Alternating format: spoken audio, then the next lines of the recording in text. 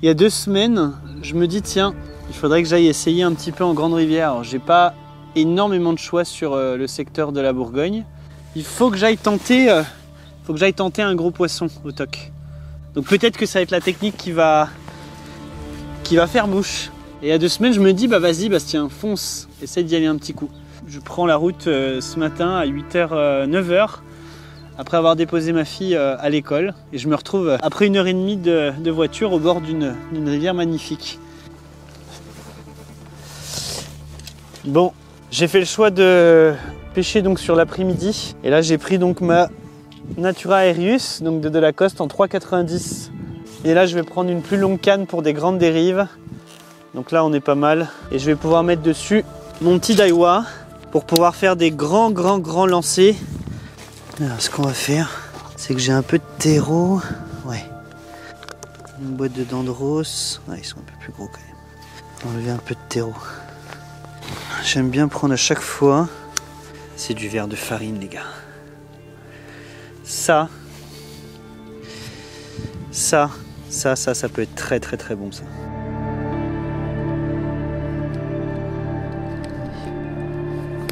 Hop. On est bon, on est en place. On va rejoindre la rivière qui est juste là-bas. Et là, j'y vais pour un gros fiche. Allez. Là, je découvre la rivière, donc je l'observe. Je l'observe déjà en premier. J'essaye de comprendre un petit peu où les poissons pourraient se situer, parce que c'est la grande difficulté de ces rivières, c'est de savoir un petit peu où les gros poissons se tiennent. Je dois avoir la lecture de l'eau, je dois avoir la bonne intuition où se trouvent ces beaux poissons que je suis venu chercher. On va regarder un petit peu la rivière, comment elle est, les veines d'eau. Les grandes veines d'eau, il y a en face qui est pas mal.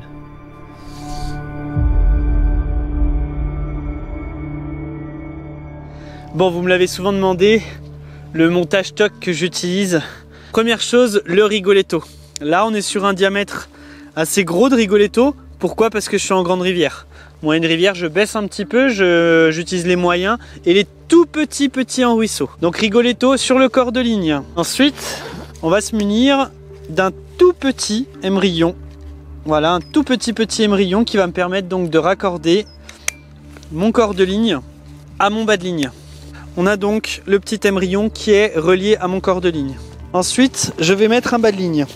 Suivant le milieu que je pêche, j'utilise différents diamètres. Là, en l'occurrence, j'ai pris un petit caperlan ce matin en 16 parce que j'en avais pas, mais vous avez plein de nylons qui sont très bien pour les bas de ligne. Vous avez celui de Sampé, vous avez celui de Laurent Geoffrey, vous avez le Stroff que vous trouvez chez Pafex. Et je coupe l'excédent de fil.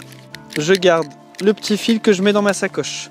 La longueur du bas de ligne dépend de l'endroit que je pêche. Là aujourd'hui on a quand même des grandes veines d'eau avec des profondeurs assez importantes. Donc je ne vais pas hésiter à mettre au moins 50-60 cm voire un peu plus. On va même mettre 80 pour pouvoir accrocher son hameçon. Là je vais utiliser en général un hameçon native, fort de fer, j'aime beaucoup. Donc là on est bon. Un Rigoletto de taille différente suivant le milieu de pêche, un tout petit émerillon qu'on a pu mettre donc entre le corps de ligne et le bas de ligne, une longueur de bas de ligne qui dépend de la profondeur de pêche. On finit avec un hameçon, pareil, les hameçons dépendent aussi du milieu de pêche. Là on est sur une grande rivière, je vais utiliser donc du numéro 8 et on va pouvoir se mettre un beau gros lombric type dendros que j'aime beaucoup.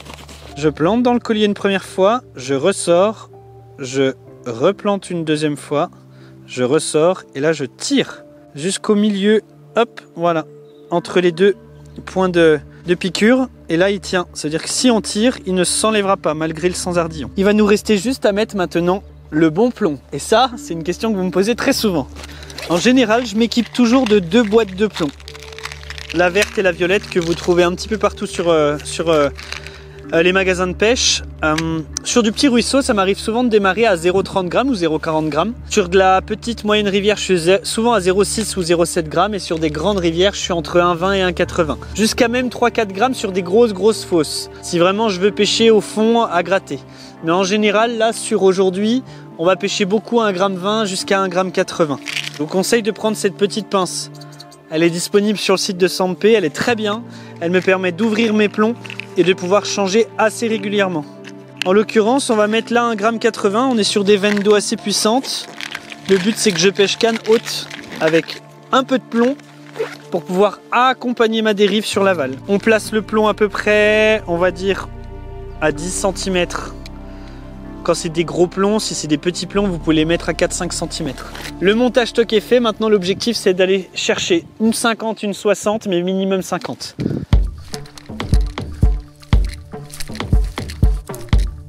Franchement c'est magique. Alors.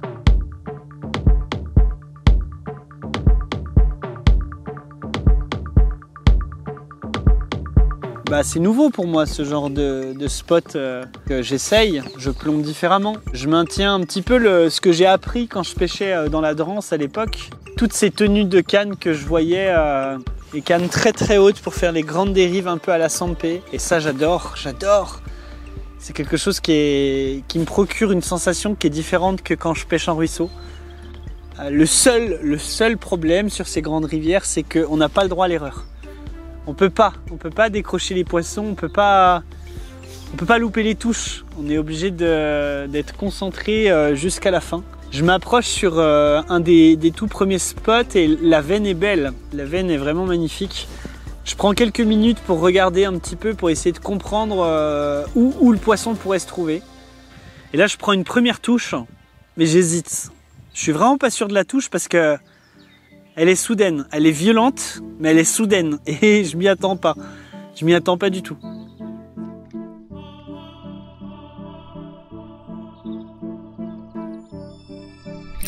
Oh non, j'ai une touche. Oh putain. Alors je me dis, non bah retente, je veux dire, ça se trouve c'est un poisson. Quand on est sur des nouveaux spots comme ça et qu'on a les premières touches, on n'y croit pas tout de suite en règle générale. On se dit non mais c'est peut-être un caillou, c'est peut-être un barbeau, c'est peut-être... Et là, je refais un lancer. Je refais un lancer et la même touche au même endroit.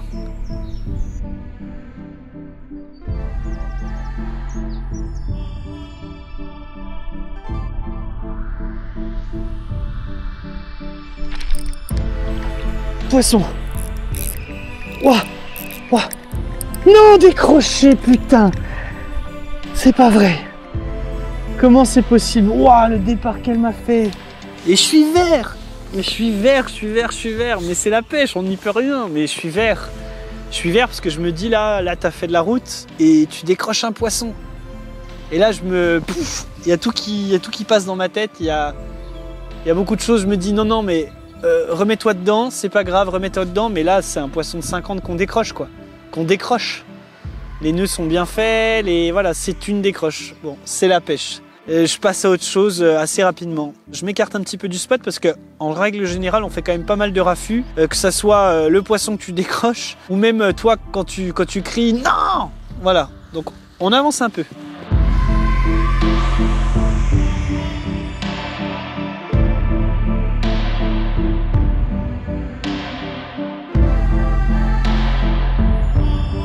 Je fais la veine d'eau. Mais là, pareil, en aval de ma dérive, je prends la touche. Je prends la touche que je suis venu chercher. Je l'attendais celle-là et ce boum, comme les touches de cendre, elles sont incroyables. Elles sont incroyables et là, j'hésite sur le moment, mais je ferre et j'ai failli perdre ce poisson parce que j'ai eu mon pick-up qui s'est ouvert. Poisson. Et mon Dieu, j'ai eu de la chance. Putain. Une branche au-dessus, je me défais vite de la branche. Et là, je dévale. Sur ces grosses rivières comme ça, on dévale, on n'a pas le choix.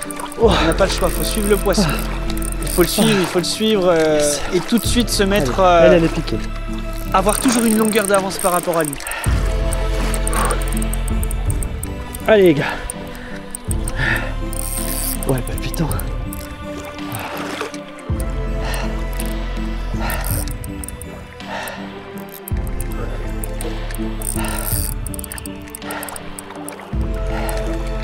On va la maîtriser. C'est le poisson que j'ai raté juste avant. Ouais, belle zébrée. Ouf. Gastek. Oh putain.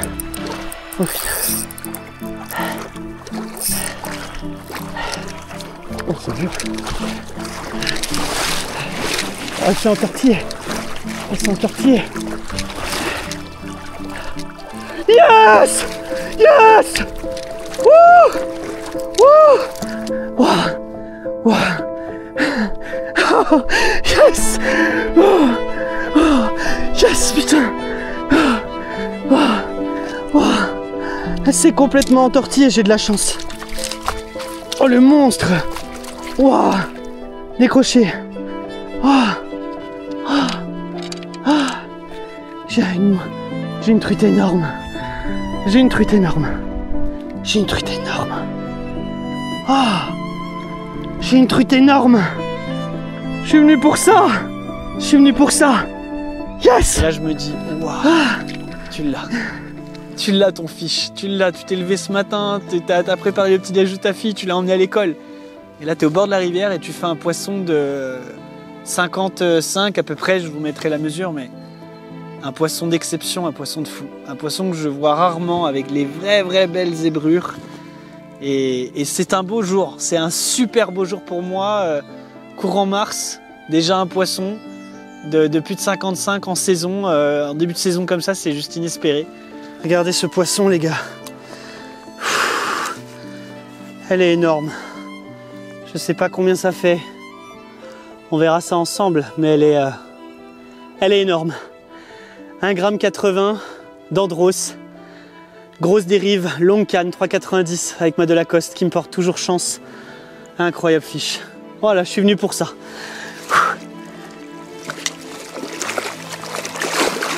Oh, elle est partie. Là, je suis content. Là, je suis content, je suis fier. Je suis fier parce que j'essaye vraiment de m'améliorer à chaque fois, de comprendre comment la rivière coule, comment les poissons se comportent, où est-ce qu'elles peuvent être, beaucoup dans l'observation, beaucoup dans le changement de plombage, remise en question, garder toujours son mental malgré la décroche, et j'obtiens ce que je veux.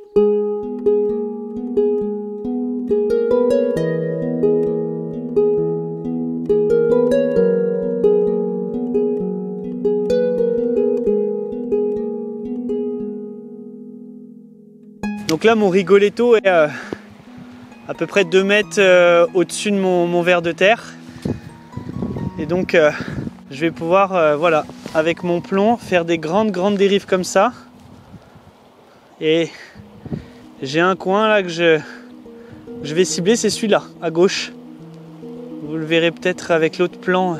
Et on va faire plusieurs dérives comme ça. Pour essayer de voir si on peut faire une touche. Donc là, sur ce genre de spot, ce qui est important, c'est de vraiment insister et de faire la meilleure dérive possible. Parce que des fois, on peut peut-être passer devant des poissons et on n'est pas du tout à la bonne profondeur. On pense bien passer, mais on n'est pas du tout à la bonne profondeur.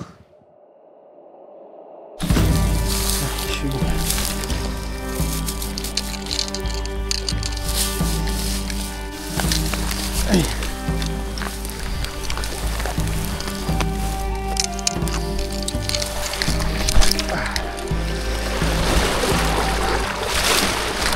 Je me gaufre, hein. Et là il y a du jus. C'est bon. Je continue un petit peu ma pêche. Je suis un peu en difficulté parce que les veines sont quand même dures à pêcher. Mais j'essaye de m'appliquer. J'essaye de m'appliquer et j'essaie de choisir un peu la veine qui ressemble un peu à celle où j'ai fait le poisson. Et là j'arrive sur une belle veine d'eau vraiment magnifique. C'est celle-là, je sais qu'il y a du poisson, là c'est sûr qu'il y a du poisson, autant celle d'avant où il y avait un énorme trou, c'est toujours difficile de les pêcher, autant celle-là je pense que c'est bon. Donc je fais mes premières dérives et je me fais une belle dérive et là je prends une cartouche de l'espace encore en fin de courant. Incroyable, plombage 1,80 g, là c'est costaud parce que ça court plus et je passe bien, la ligne a l'air d'être droite, je passe correctement et là je prends une énorme tape en fin de courant. Et je peux rien faire. Non! Non! Ah, faut que je sois plus rapide là par contre. Absolument. Ah, peut-être mort. Putain, derrière le caillou. Oh, la belle touche que j'ai pris.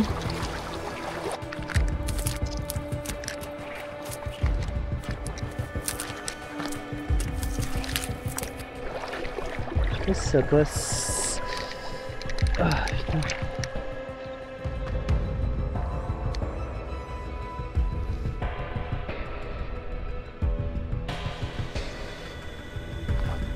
Oh putain la touche! J'ai pris une touche de malade. Je m'y attendais tellement pas. J'ai remarqué que les touches que je prends c'est quand même dans 1,50 m d'eau à peu près minimum. Sur des courants assez lents mais très constants. Il y a pas de. J'ai pas fait une touche en tête de courant ou toujours sur des vitesses d'eau assez stables. Regardez le sanglier au loin. Oh magnifique. Oh il y en a plusieurs. Incroyable.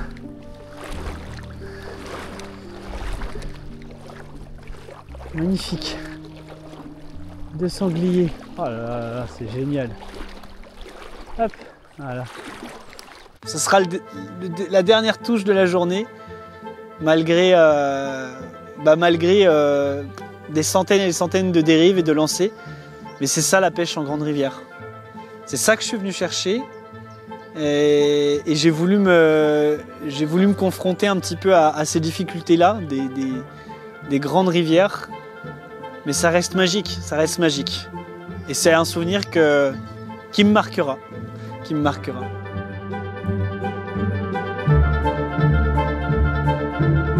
Mais mon Dieu, là, pour retrouver sa voiture, c'est quand même une galère pas possible. Le dénivelé est quand même costaud. Ah, c'est magnifique. C'est ça la pêche. La vraie. Pour aller craquer des beaux spécimens.